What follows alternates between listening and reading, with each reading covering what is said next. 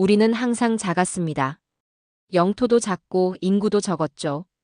하지만 우리에겐 있었습니다. 절대 꺾이지 않는 무언가가. 2025년 3월 17일 세계 최강 대국이 대한민국을 겨냥했습니다. 48시간 안에 항복하라. 안 그러면 경제를 박살낸다. 500% 관세. 나토의 지지. 전 세계의 냉소. 한국은 혼자였습니다. 하지만 우리는 알았습니다. 혼자가 아니라는 것을. 70년 전 폐허를 딛고 일어선 할아버지들이 있었습니다. IMF를 금 모으기로 이겨낸 어머니들이 있었죠. 밤새 연구실을 지킨 과학자들이 있었습니다. 5천만이 하나였습니다. 48시간 동안 세계는 한국의 항복을 기다렸습니다. 하지만 48시간 뒤 일어선 건 한국이었고 무릎 꿇은 건 거만이었습니다. 그날 태극기는 증명했습니다. 우리 피 속엔 불굴의 DNA가 흐른다는 것을. 강대국이 작은 나라를 무릎 꿇릴 수 있을까요? 2025년 3월 전 세계가 그 답을 예스라고 믿었습니다. 미국이 한국에 최후 통첩을 보냈죠. 48시간. 나는 데이터를 분석하며 확신했습니다. 한국은 버틸 수 없다고. 하지만 나는 틀렸습니다. 완전히 철저하게 틀렸습니다. 저는 빅터 스튜어트입니다. 캐나다 밴쿠버 출신 30년 경력의 글로벌 에너지 공급망 전략가죠. 런던 싱크탱크 글로벌 인더스트리 네트워크의 선임 고문입니다. 저는 2008년 금융위기도 봤고 러시아 우크라이나 전쟁도 분석했습니다. G7 에너지 위기 자문도 맡았죠. 숫자로 세상을 읽는 게 제 직업이었습니다. 하지만 2008년 저는 실수했습니다. 제가 내린 잘못된 분석으로 수백억 달러가 증발했죠. 그날 이후 저는 배웠습니다. 확신보다 침묵이 더 무섭다는 걸. 데이터가 설명하지 못하는 순간이 가장 위험하다는 걸. 그리고 그날, 바로 그 순간이 다시 왔습니다. 3월 17일 새벽 런던 시각 오전 4시. 저는 회의실에 혼자 앉아 생중계를 지켜보고 있었습니다. 백악관 대통령 집무실에서 긴급 기자회견이 열렸죠. 미국 대통령이 카메라를 똑바로 응시하며 말했습니다. 한국의 차세대 배터리 전해질 기술, K-솔리드 플라즈마 셀은 미국 특허를 침해한 의혹이 있습니다. 48시간 내로 기술 이전 협상에 응하지 않으면 500%의 관세를 부과하겠습니다. 500%. 그 숫자가 화면에 떴을 때 저는 숨이 막혔습니다. 이건 관세가 아니었죠. 경제적 사형 선고였습니다. CNN 앵커가 흥분된 목소리로 외쳤습니다. 한국, 지금 카운트다운에 들어갔습니다. 블룸버그는 실시간으로 한국 원화 환율이 폭락하는 그래프를 내보냈죠. 10분 만에 5%가 떨어졌습니다. 로이터 속보가 떴습니다. K배터리 대란 글로벌 공급망 붕괴 초읽기. 저는 노트북을 열고 데이터를 확인했습니다. 한국 경제의 30%가 수출이었죠.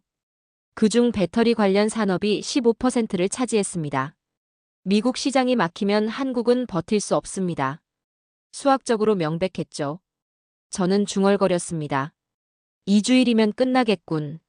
백악관도 같은 생각이었습니다. 유출된 회의록을 보니 한 경제보좌관이 말했죠. 한국은 수출로 먹고 삽니다. 문 닫히면 2주 내 붕괴합니다. 또 다른 참모가 웃으며 덧붙였습니다. 48시간 뒤엔 그들이 무릎 꿇고 올 겁니다. 그들은 이미 샴페인을 준비하고 있었죠. 전 세계가 들썩였습니다. 나스닥이 3% 떨어졌고 리튬 선물 가격은 120% 폭등했습니다. 월스트리트 트레이더들은 공매도 포지션을 잡았죠. 한국 기업 주가가 폭락할 거라 확신했습니다. 파이낸셜 타임스가 일면에 실었습니다. 한국, 곧 항복할 것. BBC는 전문가 패널을 꾸렸습니다. K배터리의 종말. 도쿄에선 니케이 지수가 요동쳤고 상하이 증시도 흔들렸습니다. 전 세계가 한국의 패배를 기정사실로 받아들이고 있었죠. 그런데 이상한 일이 벌어졌습니다. 서울의 불빛이 꺼지지 않았습니다. 저는 위성 데이터를 확인했습니다. 서울 남부공단의 전력 사용량이 오히려 40% 증가하고 있었죠. 밤새도록 공장이 돌아가고 있었습니다. K 솔리드 플라즈마 셀 공장의 가동률은 최고치를 찍었습니다. 멈춘 게 아니었습니다. 전력을 끌어올리고 있었죠.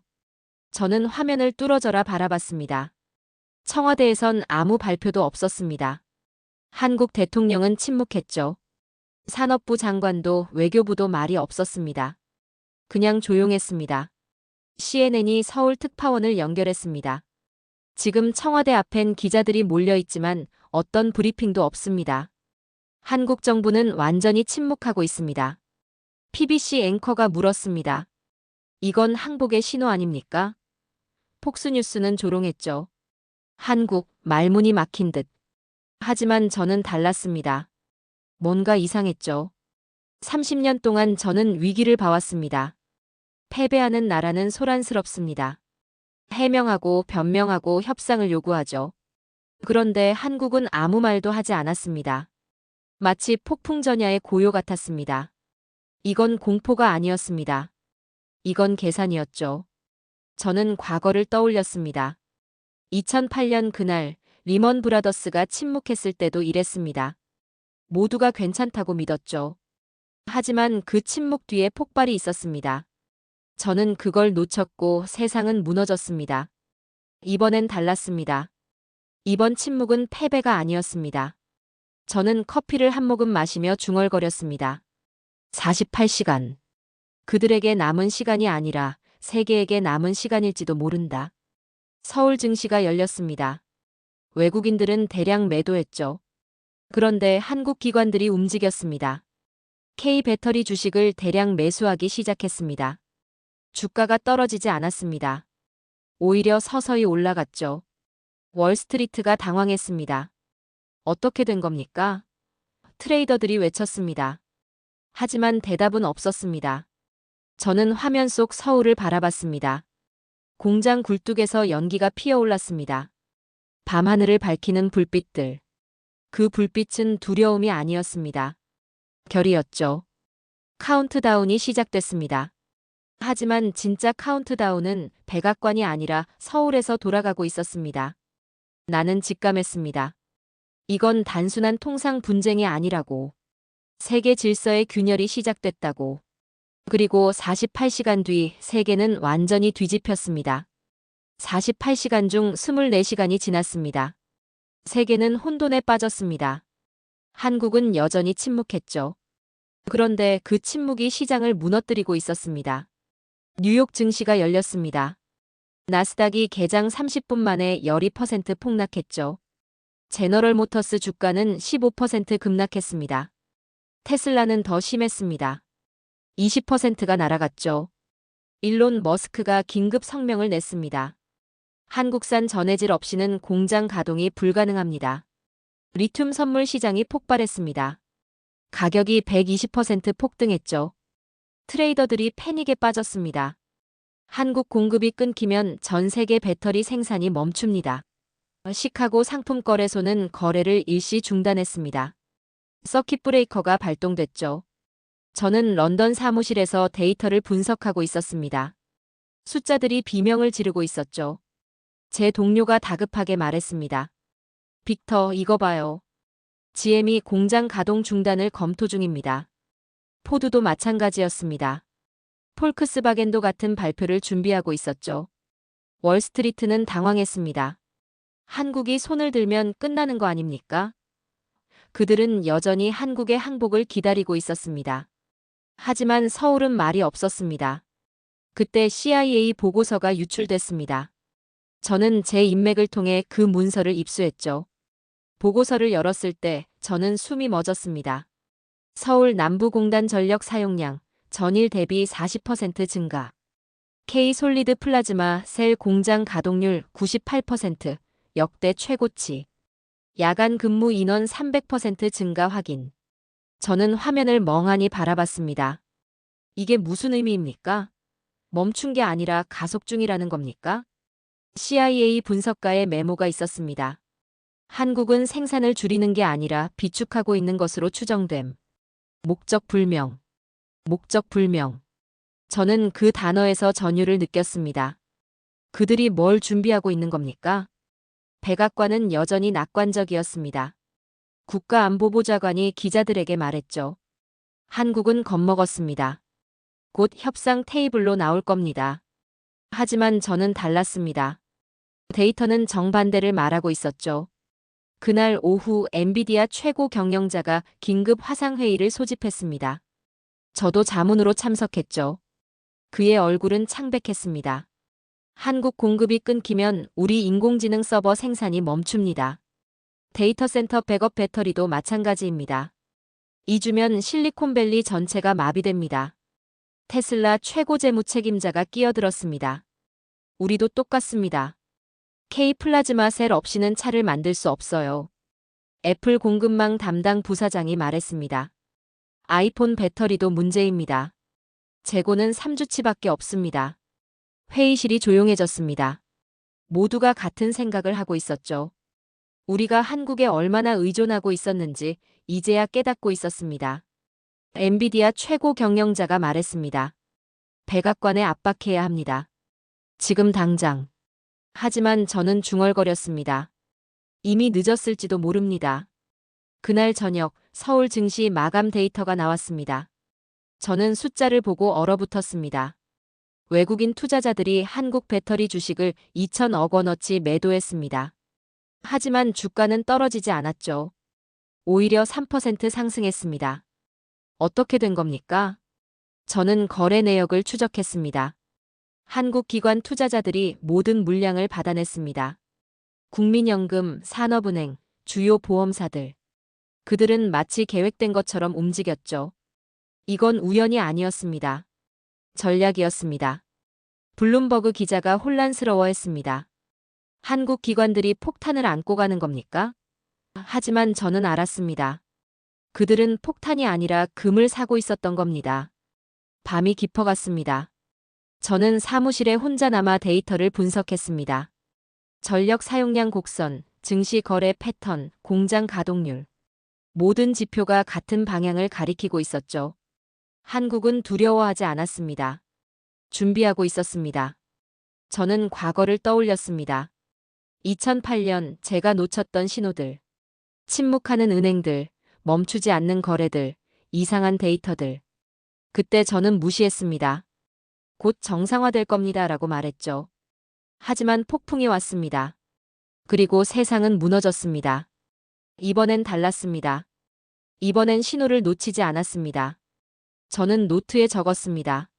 한국의 침묵은 항복이 아니다. 카운트다운이다. 새벽 2시 제 휴대전화가 울렸습니다. 워싱턴의 옛 동료였죠. 그의 목소리는 떨리고 있었습니다. 빅터, 백악관이 패닉 상태야. 실리콘밸리 최고 경영자들이 대통령에게 직접 전화하고 있어. 한국과 협상하라고. 지금 당장. 저는 물었습니다. 대통령은 뭐래? 무시하고 있어. 한국이 먼저 올 거라고 믿어. 저는 한숨을 쉬었습니다. 그는 모르는군요. 게임이 이미 바뀌었다는 걸. 전화를 끊고 저는 창밖을 바라봤습니다. 런던의 밤하늘에 별이 빛나고 있었죠. 그리고 저는 떠올렸습니다. 서울의 하늘도 지금 별이 빛나고 있을 거라고. 하지만 그 별빛 아래서 한국은 잠들지 않고 있었습니다. 공장은 돌아가고 엔지니어들은 일하고 정부는 계획을 실행하고 있었죠. 시간은 흐르고 있었습니다. 48시간 중 36시간이 지났습니다. 이제 12시간 남았습니다. 저는 직감했습니다. 이 12시간이 세계를 바꿀 거라고. 시장에선 숫자보다 침묵이 더 무섭습니다. 그리고 한국의 침묵은 폭풍의 전조였습니다. 저는 커피를 마시며 중얼거렸습니다. 세계는 아직 모릅니다. 진짜 전쟁이 곧 시작된다는 걸. 그리고 12시간 뒤 제 예감은 현실이 됐습니다. 48시간이 끝났습니다. 정확히 48시간 만에 한국이 움직였습니다. 서울 시각 오전 10시. 청와대 브리핑룸에 전 세계 기자들이 몰려들었습니다. CNN, BBC, 로이터, 블룸버그. 모두가 같은 걸 기다리고 있었죠. 한국의 항복 선언을. 저는 런던 사무실에서 생중계를 켰습니다. 화면 속 브리핑룸은 숨소리조차 들리지 않을 만큼 조용했습니다. 한국산업통상자원부 장관이 단상에 올랐습니다. 그의 표정은 차분했죠. 너무 차분했습니다. 제 심장이 두근거리기 시작했습니다. 장관이 서류를 펼쳤습니다. 그리고 말했습니다. 대한민국 정부는 오늘부로 차세대 배터리 전해질 K 솔리드 플라즈마 셀을 전략 기술로 지정합니다. 기자들이 술렁였습니다. 저는 숨을 멈췄죠. 모든 관련 기술의 수출은 정부 사전 승인제로 전환됩니다. 카메라 셔터 소리가 터져나왔습니다. 하지만 장관은 멈추지 않았습니다. 미국 정부의 일방적 통상 압박이 완전히 철회될 때까지 북미 지역으로의 수출을 전면 보류합니다. 그 순간 세계가 멈췄습니다. CNN 앵커가 말을 더듬었습니다. 이건 사실상 선전포고 아닙니까? BBC 기자가 소리쳤습니다. 장관님, 미국과의 동맹은 어떻게 됩니까? 하지만 장관은 흔들리지 않았습니다. 우리는 동맹을 소중히 여깁니다. 하지만 존중 없는 동맹은 의미가 없습니다. 그 말이 끝나자마자 뉴욕 증시가 폭발했습니다. 나스닥이 개장 10분 만에 12% 폭락했습니다. 서킷 브레이커가 발동됐죠. 제너럴 모터스 주가는 20% 급락했습니다. 테슬라는 25%가 날아갔습니다. 포드, 폴크스바겐, 도요타. 모든 자동차 회사들이 동시에 무너졌습니다. 저는 화면을 보며 중얼거렸습니다. 세상이 무너지고 있어. 월스트리트 트레이딩 룸이 아비규환이 됐습니다. 매도. 전부 매도. 트레이더들이 비명을 질렀죠. 하지만 살 사람이 없었습니다. 모두가 팔려고만 했습니다. 리튬 선물 시장은 거래가 중단됐습니다. 가격이 폭등과 폭락을 반복하며 시스템이 마비됐죠. 시카고 상품거래소는 긴급 휴장을 선언했습니다. 제 동료가 다급하게 외쳤습니다. 빅터, 엔비디아가 공장 가동 중단을 발표했어요. 마이크로소프트도 뒤따랐습니다. 인공지능 서버 생산 전면 중단. 애플도 성명을 냈죠. 아이폰 생산 차질 불가피. 실리콘밸리가 멈췄습니다. 저는 데이터를 확인했습니다. 미국 전기차 산업의 70%가 한국산 전해질에 의존하고 있었습니다.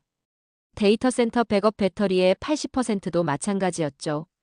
인공지능 서버, 전력망 저장 장치, 모든 게 한국에 묶여 있었습니다. 우리는 몰랐습니다. 아니, 보지 않으려 했습니다. 한국이 얼마나 깊숙이 들어와 있었는지. 백악관이 긴급 회의를 소집했습니다. 저는 내부 소식통을 통해 회의 내용을 전해들었죠. 경제보좌관이 소리쳤습니다. 이건 관세 문제가 아닙니다.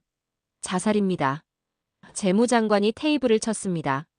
3주 안에 미국 제조업이 멈춥니다. 국방장관도 끼어들었죠. 군사장비 배터리도 문제입니다. 우리 국방력이 흔들립니다. 대통령이 물었습니다. 한국이 제정신입니까? 아무도 대답하지 못했습니다. 저는 화면 속 청와대를 바라봤습니다. 한국 대통령이 나타났습니다. 그의 표정은 단호했죠. 우리는 싸우려는 게 아닙니다. 단지 원칙을 지키려는 겁니다. 존중받지 못하는 기술은 나눌 수 없습니다. 그 말이 전 세계로 퍼져나갔습니다. 유럽이 움직이기 시작했습니다. 독일 총리가 긴급 성명을 냈습니다. 한국과의 대화를 즉시 시작하겠습니다. 프랑스 대통령도 뒤따랐죠. 에너지 전환에 한국은 필수적입니다. 영국, 이탈리아, 스페인 모두가 한국 쪽으로 고개를 돌렸습니다. 일본도 마찬가지였습니다. 총리가 기자회견을 열었죠. 한국과의 협력 강화를 논의하겠습니다. 중국도 조용히 움직였습니다. 전략적 파트너십 확대. 세계의 축이 움직이고 있었습니다. 미국에서 한국으로. 저는 전율했습니다. 이건 단순한 통상 분쟁이 아니었죠. 패권의 이동이었습니다. CNN 앵커가 울먹이며 말했습니다. 우리가 그들의 에너지에 의존하고 있었습니다. PBC는 전문가를 불러들였죠. 한국 없이 탄소 중립은 불가능합니다.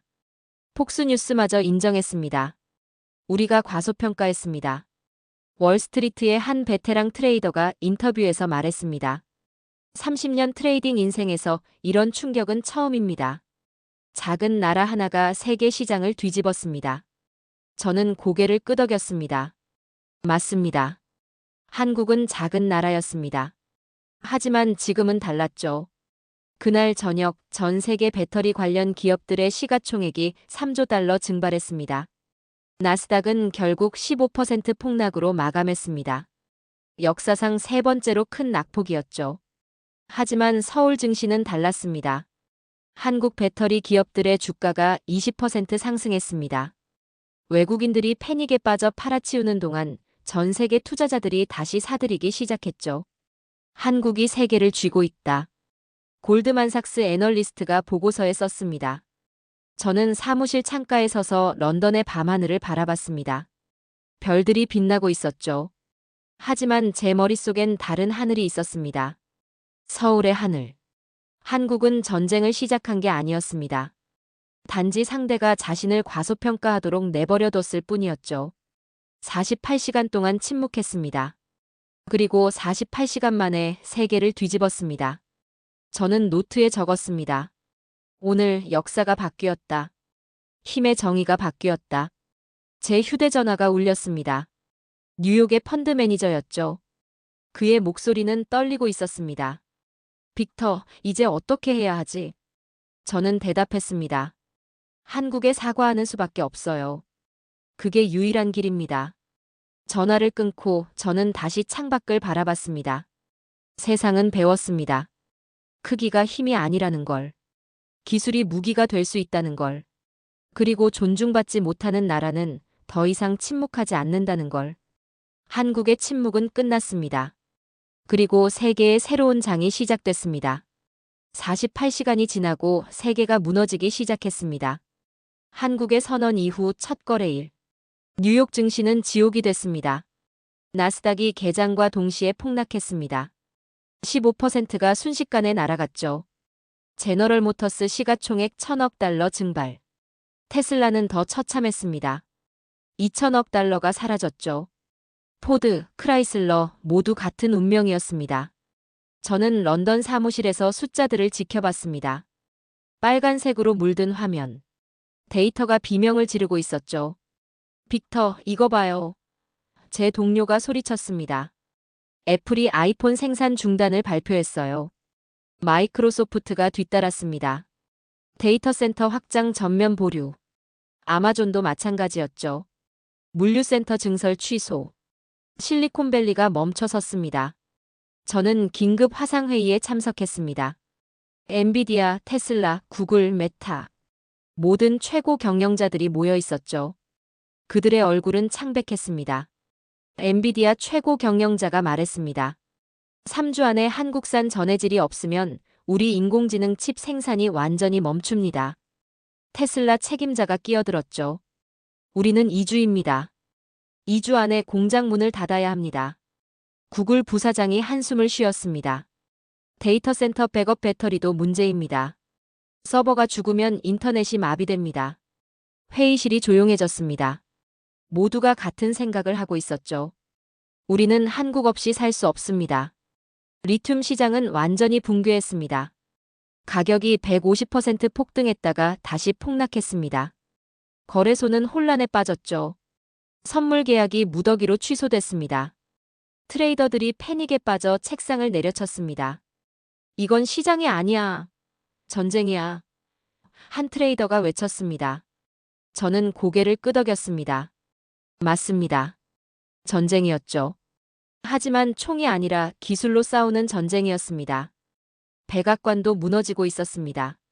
제 소식통이 전해준 내부 정보는 충격적이었죠. 재무장관이 사임했습니다. 이건 제가 감당할 수 있는 위기가 아닙니다. 상무장관도 뒤따랐습니다. 국가경제위원회 위원장도 마찬가지였죠.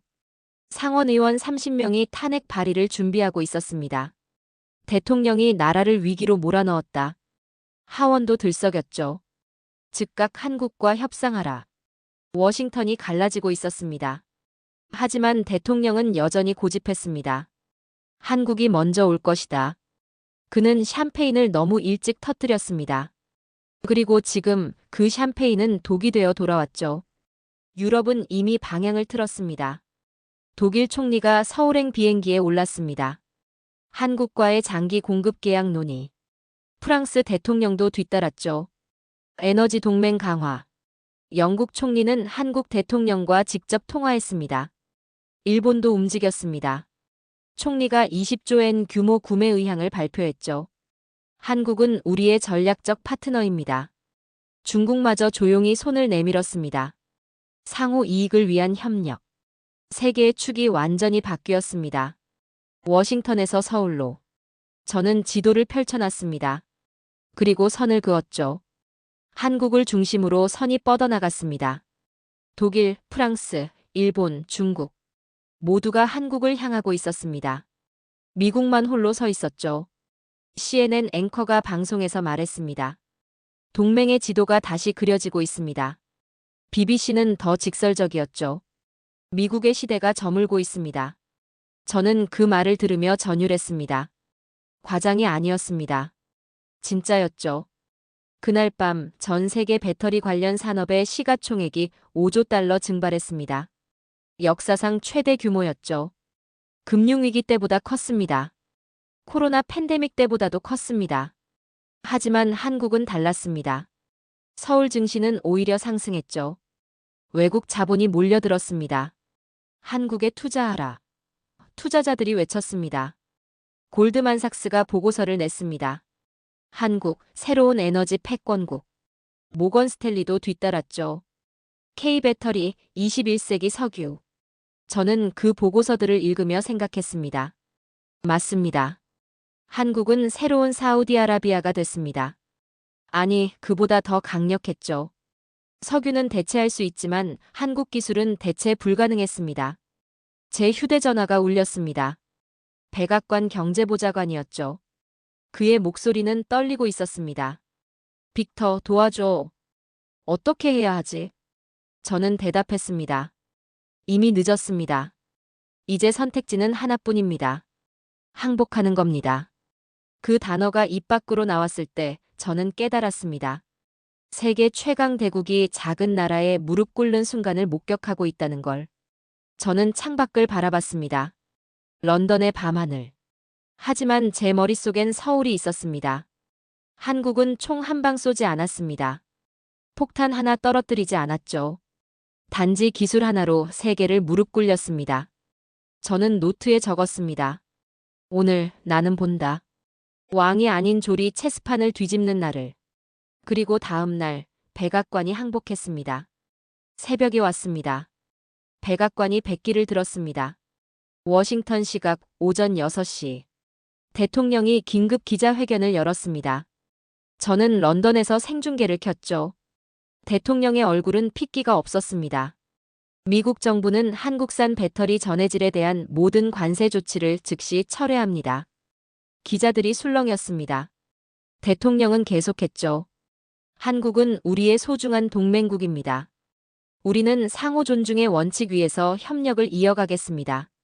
한 기자가 소리쳤습니다. 이건 사실상 항복 아닙니까? 대통령 대변인이 끼어들었습니다. 이는 전략적 조정입니다. 저는 쓴웃음을 지었습니다. 패배의 언어는 언제나 완곡하죠. CNN 앵커가 말했습니다. 역사적 순간입니다. 미국이 통상 압박을 철회했습니다. BBC는 더 직설적이었죠. 미국, 한국의 무릎 꿇다. 뉴욕 증시는 즉시 반응했습니다. 나스닥이 개장 전 선물 거래에서 8% 급등했죠. 테슬라, 제너럴 모터스, 엔비디아. 모든 주가가 반등했습니다. 하지만 안도하기엔 너무 이르다는 걸 저는 알았습니다. 서울 광화문에 사람들이 몰려들었습니다. 태극기가 물결쳤죠. 대한민국 만세. 환호성이 터졌습니다. 시민들이 서로 껴안으며 울었습니다. 한 대학생이 인터뷰에서 말했습니다. 오늘 우리나라가 자랑스럽습니다. 회사원이 눈물을 닦으며 덧붙였죠. 우리가 해냈습니다. 저는 화면 속 그 장면을 보며 가슴이 뜨거워졌습니다. 작은 나라의 함성이 대륙을 울렸습니다. 하지만 청와대는 조용했습니다. 한국 대통령이 나타났습니다. 그는 미소 짓지 않았죠. 단호한 표정으로 말했습니다. 국민 여러분 감사합니다. 하지만 아직 끝나지 않았습니다. 사람들이 조용해졌습니다. 진짜 협상은 지금부터입니다. 우리는 승리에 취하지 않을 것입니다. 그리고 오후 2시 한국 정부가 두 번째 발표를 했습니다. 산업부 장관이 단상에 올랐습니다. 의료용 배터리와 민수용 제품에 한해 수출을 부분 재개합니다. 기자들이 환호했습니다. 하지만 장관은 계속했죠. 다만 K-솔리드 플라즈마 셀 등 전략 품목은 여전히 정부 승인이 필요합니다. 분위기가 바뀌었습니다. 우리는 국민을 위해, 동맹을 위해 일합니다. 하지만 약속 없는 신뢰는 없습니다.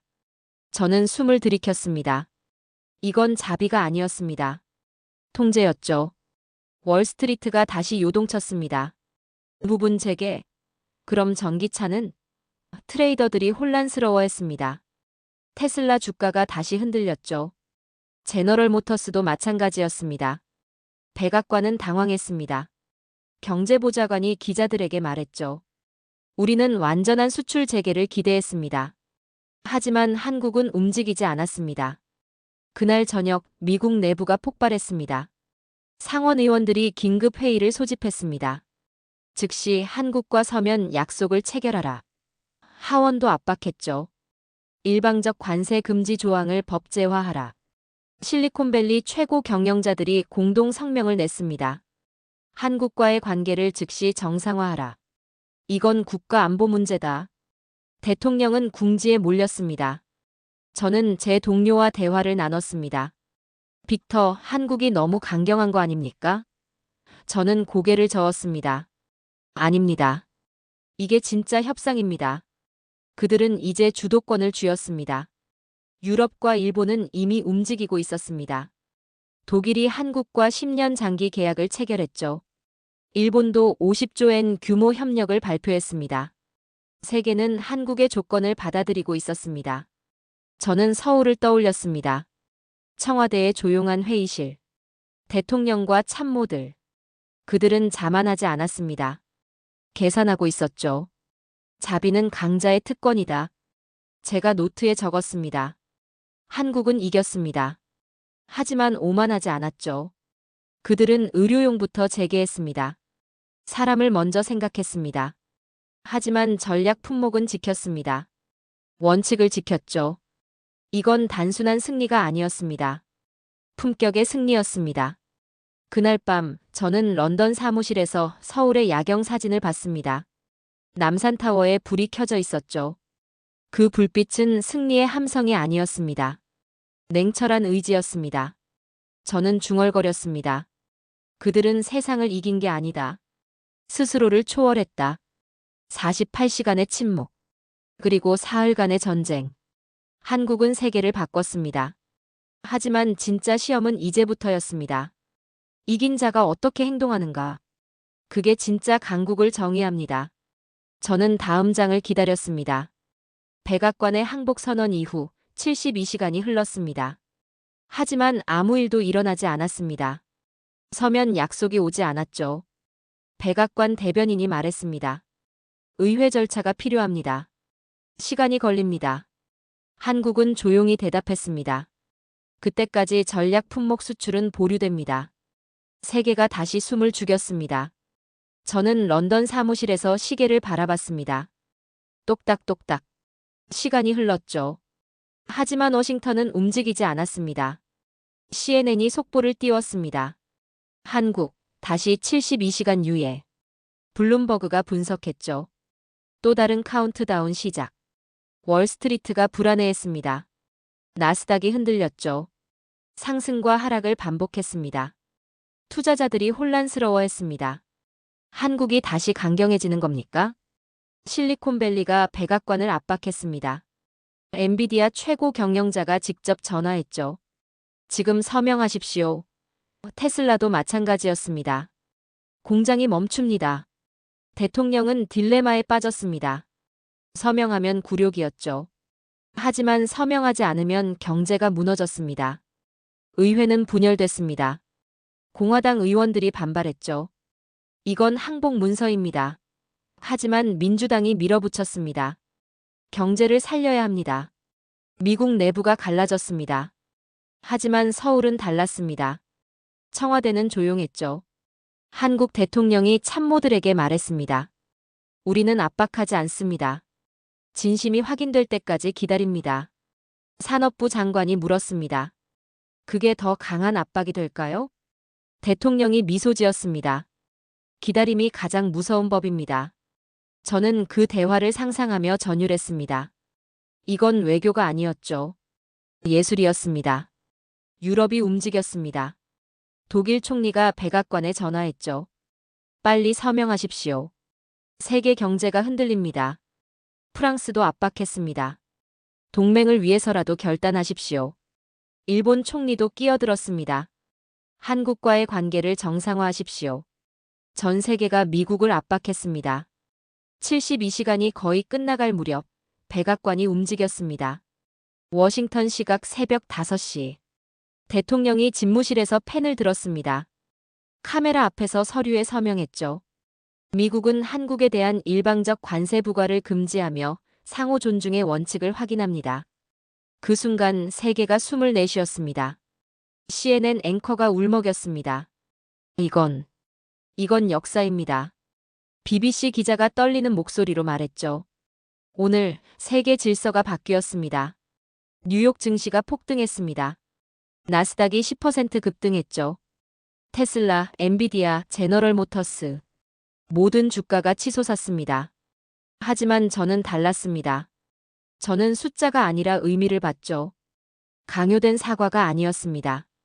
선택된 존중이었습니다. 서울 청와대에서 마지막 회의가 열렸습니다. 대통령이 참모들에게 말했죠. 우리는 싸우지 않았습니다. 단지 원칙을 지켰을 뿐입니다. 산업부 장관이 물었습니다. 이제 수출을 재개합니까? 대통령이 고개를 끄덕였습니다. 네. 하지만 천천히, 신중하게, 존중받으면서. 저는 그 장면을 상상하며 눈을 감았습니다.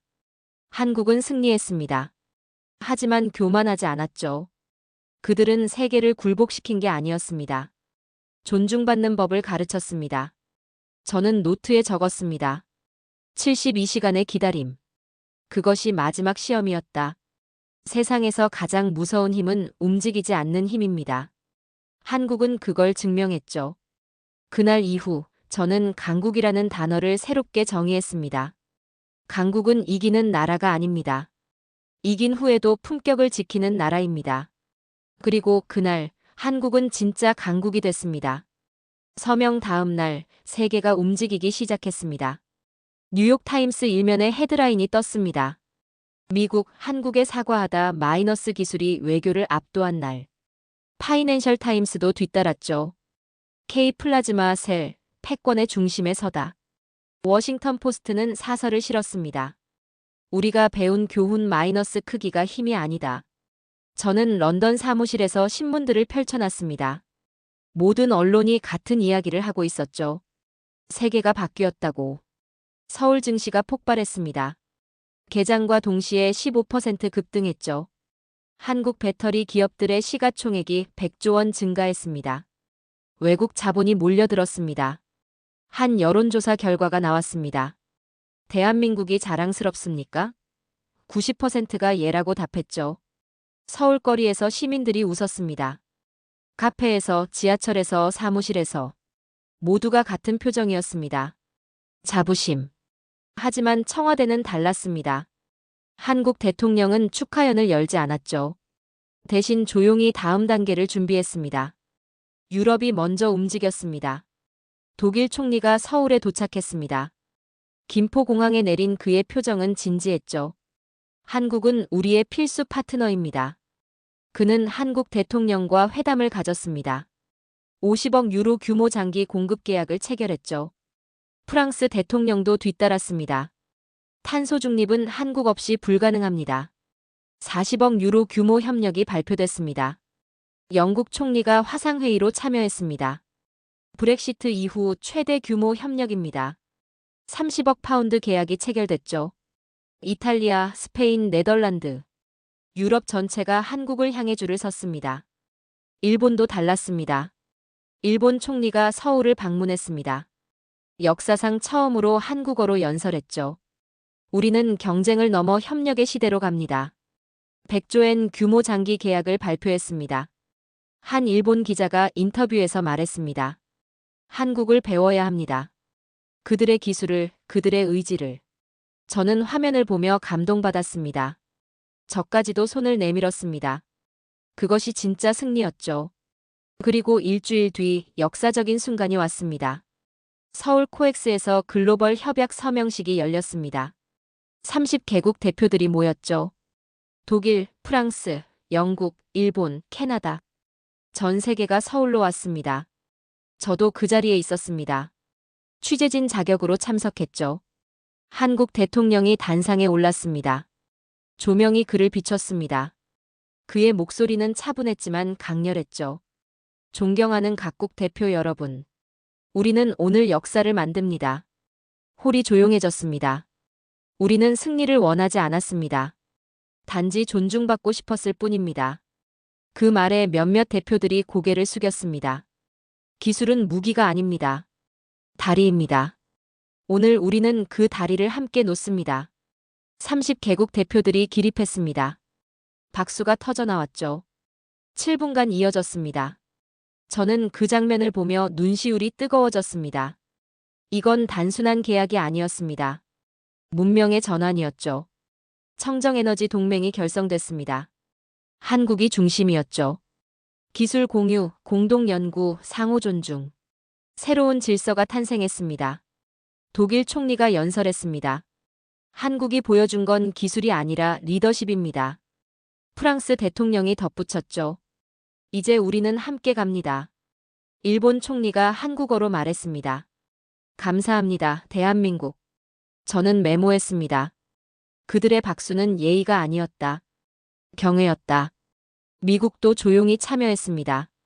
새로 임명된 경제보좌관이 왔죠. 그는 한국 대표에게 조용히 말했습니다. 우리가 잘못했습니다. 한국 대표가 악수를 청했습니다. 앞으로를 봅시다. 저는 그 악수를 받습니다. 그건 용서였죠. 하지만 동등한 위치에서의 용서였습니다. 서명식이 끝난 뒤 실리콘밸리가 움직였습니다. 테슬라 최고 경영자가 공개 발언을 했습니다. 한국이 우리를 구했습니다. 그들 없이 우리의 미래는 없습니다. 엔비디아가 성명을 냈죠. K 플라즈마 셀은 인공지능 혁명의 심장입니다. 마이크로소프트 회장이 서울을 방문했습니다. 기술의 미래는 여기 있습니다. 애플 최고 경영자도 뒤따랐습니다. 우리는 한국과 함께 갑니다. 저는 그들의 말을 들으며 생각했습니다. 30년 동안 저는 산업을 분석했습니다. 하지만 이런 감사의 성명은 처음이었죠. 강대국이 작은 나라에 감사한다고? 이건 전례가 없었습니다. 그날 저녁, 저는 서울 남산에 올랐습니다. 서울타워가 빛나고 있었죠. 도시 전체가 불빛으로 가득했습니다. 한 한국인이 제 옆에 섰습니다. 외국분이시죠? 저는 고개를 끄덕였습니다. 캐나다에서 왔습니다. 그가 물었습니다. 우리나라 어떻습니까? 저는 잠시 망설였습니다. 그리고 대답했죠. 당신들은 세상을 바꿨습니다. 그가 미소 지었습니다. 우리는 그냥 원칙을 지켰을 뿐입니다. 저는 그 말에 전율했습니다. 맞습니다. 그들은 특별한 걸 한 게 아니었죠. 단지 원칙을 지켰을 뿐이었습니다. 하지만 그 원칙이 세상을 뒤집었습니다. 저는 호텔로 돌아와 노트를 펼쳤습니다. 그리고 적었죠. 나는 패권의 시대를 봤다. 그러나 지금은 존중의 시대가 시작되고 있다. 한국은 세상을 이긴 게 아니라 스스로를 초월했다. 창밖으로 서울의 야경이 보였습니다. 저는 그 불빛들을 바라보며 생각했습니다. 협력의 시대가 왔습니다. 강자가 아니라 현자가 이끄는 시대. 그리고 그 중심에 한국이 있었습니다. 한 달이 지났습니다. 세계는 안정을 찾았죠. 한국산 전해질이 다시 흐르기 시작했습니다. 공장들이 돌아갔고 시장이 회복됐습니다. 하지만 뭔가 달랐습니다. 세계가 달라졌죠. 저는 서울에 머물고 있었습니다. 청와대 취재 자격을 받았죠. 그날 저녁 특별한 만찬이 열렸습니다. 한국 대통령과 참모들이 모였습니다. 저도 초대됐죠. 조용한 한정식 식당이었습니다. 참모들이 축배를 제안했습니다. 대통령님, 우리가 이겼습니다. 하지만 대통령은 고개를 저었습니다. 우리는 미국을 이긴 게 아닙니다. 오만을 이긴 겁니다. 홀이 조용해졌습니다. 승리는 쉽습니다. 하지만 승리 후 품격을 지키는 게 어렵습니다. 저는 그 말을 듣고 전율했습니다. 그 말이 모든 걸 설명했죠. 이틀 뒤 한국 정부가 놀라운 발표를 했습니다. 산업부 장관이 기자회견을 열었습니다. 대한민국은 오늘부터 기술은 무기 아닌 다리 정책을 시작합니다. 기자들이 술렁였습니다. 개발도상국과 배터리 기술 공유 프로젝트를 시작합니다. 베트남, 인도네시아, 필리핀, 아프리카 10개국. 저는 숨을 멈췄습니다. 이게 무슨 의미입니까? 기술은 독점하는 게 아니라 나누는 겁니다. 우리가 받은 존중을 세계와 나눕니다. CNN 앵커가 놀라워했습니다. 한국이 기술을 나눈다고? BBC는 감동했죠. 이건 새로운 모델입니다. 개발도상국들이 환호했습니다. 베트남 총리가 성명을 냈습니다. 한국은 우리의 희망입니다. 인도네시아 대통령이 덧붙였죠. 코리아 모델을 배웁니다. 아프리카 10개국 정상들이 공동 성명을 발표했습니다. 감사합니다, 대한민국. 저는 그 광경을 보며 깨달았습니다. 한국은 단순히 이긴 게 아니었죠. 세계의 스승이 되고 있었습니다. 그리고 2주 뒤 역사적인 순간이 왔습니다. 유엔 총회. 한국 대표가 연단에 섰습니다. 193개국 대표들이 지켜봤죠. 저도 그 자리에 있었습니다. 방청석에서 숨을 죽이고 지켜봤습니다. 한국 대표가 말했습니다. 존경하는 각국 대표 여러분. 우리는 작은 나라입니다. 홀이 조용해졌습니다. 하지만 우리는 배웠습니다. 크기가 아니라 의지가 중요하다는 걸. 몇몇 대표들이 고개를 끄덕였습니다. 기술은 힘입니다. 하지만 그 힘을 어떻게 쓰느냐가 진짜 힘입니다. 카메라 플래시가 터졌습니다. 우리는 선택했습니다. 지배가 아니라 공존을. 독점이 아니라 공유를. 기술의 목적은 지배가 아니라 공존입니다. 독점이 아니라 나눔입니다. 그 순간 193개국 대표들이 일어섰습니다. 박수가 터져나왔죠. 1분, 2분, 3분. 7분간 박수가 이어졌습니다. 저는 그 장면을 보며 눈물이 났습니다. 30년 기자 생활에서 처음이었죠. 독일 대표가 일어나 말했습니다. 한국이 보여준 건 기술이 아니라 인류애입니다. 프랑스 대표가 덧붙였죠. 이게 진짜 리더십입니다. 아프리카 연합 의장이 한국어로 말했습니다. 감사합니다, 코리아.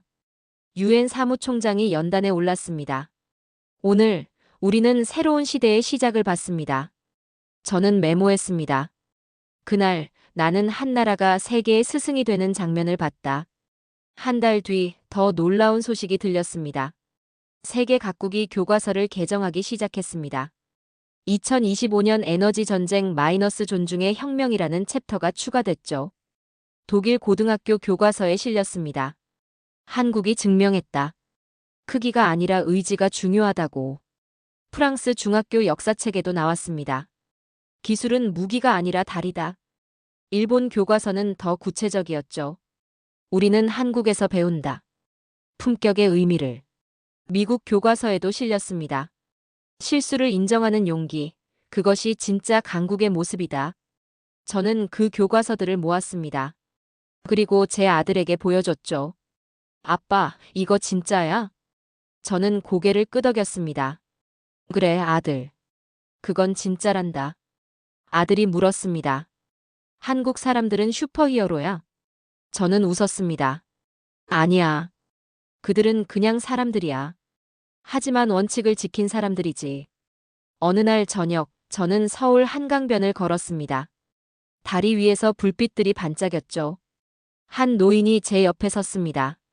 외국인이시죠? 저는 고개를 끄덕였습니다. 여기서 뭐 하세요? 저는 대답했습니다. 배우러 왔습니다. 뭘 배우러요? 품격을요. 노인이 웃었습니다. 우리가 특별한 거 한 거 없어요. 그냥 옳은 일 했을 뿐이죠. 저는 그 말에 가슴이 뜨거워졌습니다. 맞습니다. 그들은 특별한 걸 한 게 아니었죠. 그냥 옳은 일을 했을 뿐이었습니다. 하지만 그게 세상을 바꿨습니다. 저는 호텔로 돌아와 마지막 기사를 썼습니다. 나는 30년 동안 수많은 나라의 흥망을 지켜봤다. 제국들이 일어서고 무너지는 걸 봤다. 하지만 2025년 한국이 보여준 건 다르다. 그들은 제국을 만든 게 아니다. 존중을 만들었다. 기술은 그들의 무기였다. 하지만 품격이 그들의 방패였다. 그들은 침묵으로 시작해 존중으로 끝냈다. 나는 그날 이후 안다. 세상의 힘의 기준이 바뀌었다는 걸. 힘은 두려움을 낳는다. 하지만 존중은 미래를 만든다. 그리고 그 미래의 이름은 대한민국이다. 저는 키보드에서 손을 뗐습니다. 마지막 문장을 바라봤죠. 창밖으로 서울의 밤하늘이 보였습니다. 별들이 빛나고 있었습니다. 저는 중얼거렸습니다. 나는 기자였다.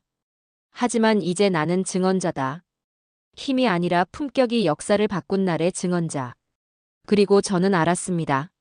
진짜 강국은 이기는 나라가 아니라는 걸. 이긴 후에도 품격을 지키는 나라라는 걸. 한국은 세계를 이긴 게 아니었습니다. 세계를 일깨웠습니다.